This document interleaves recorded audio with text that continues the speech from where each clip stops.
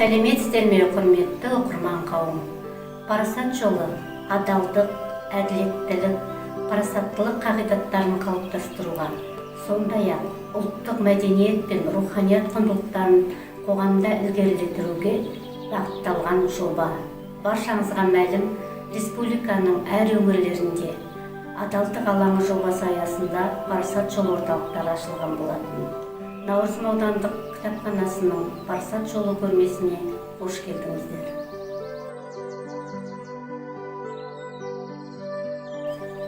Қазақтың ата заңдары.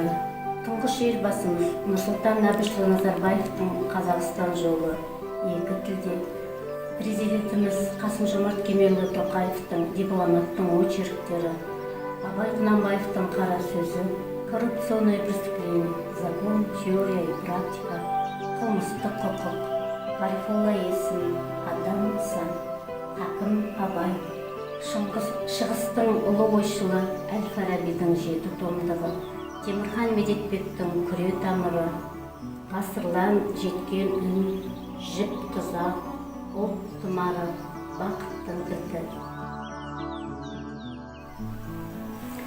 Абай лебі, Абай үні, Абай тынысы, заман тынысы, халық үні.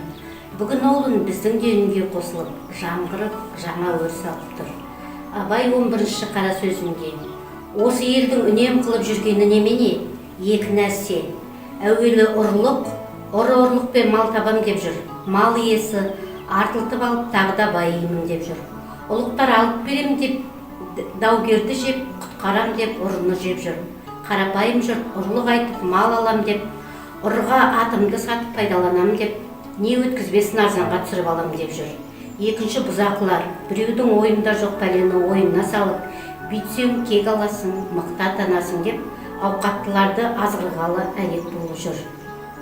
Осы бір ұры бұзақы жоғалса, жұртқа ойда түсер еді, шаруадағылар еді, бай барын бағып, кедей жоғын іздеп, ел секілденіп талапқа тілеуге кірісер еді.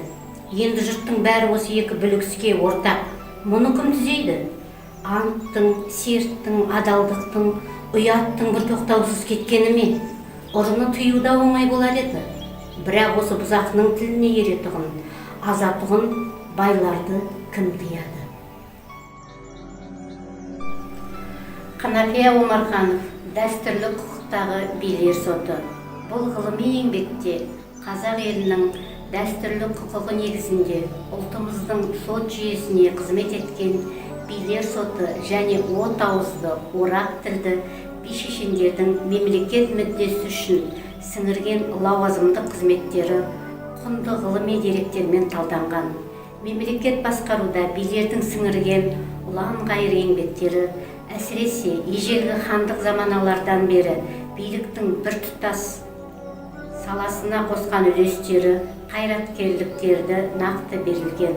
Автор бұрынғы өткен билерге мемлекет тарапынан жүктелген құқықтық міндеттер мен жауапкершілік, оны өз лауазымына сай әділдікпен атқарған турашылдығы, шешендік өнері, заң шығару, сот ісін ашық әрі шынайылықпен жүргізу, би таңдаудың дәстүрлі жолы сынды тың тақырыптарды жан-жақты ашып көрсеткен. Бұл еңбек 2003 жылы шыққан қазақ елінің дәстүрлі құқығы деген кітаптың жалғасы. Қазақтың ата заңдары, құжаттар, деректер және зерттеулер.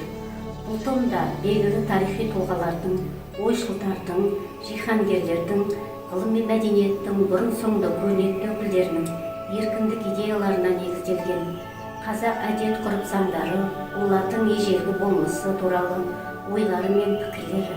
Атақты төрт би, Майқы би, Қазыбек би, Әйтеке би, Төле би, олардың ғұмырнамасы, ел басқару, ел бірлігін сақтау, шешендік, билік дәстүрлері, әділет және адамгершілік жолындағы күрестері мен мұралары жайлы сөз болады. Парасат жолы орталығы қоғамның жемқорлық деген дерттен айығуына, тазаруына баратын үлкен жол. Парасат жолы орталығы сыбайлас жемқорлыққа қарсы күрес, адамдардың құқықтық сауаттылығын арттыру жолдарының бірі болып табылады. Аталған көрме жыл көлемінде жұмыс істейді және толықтырылып тұрады.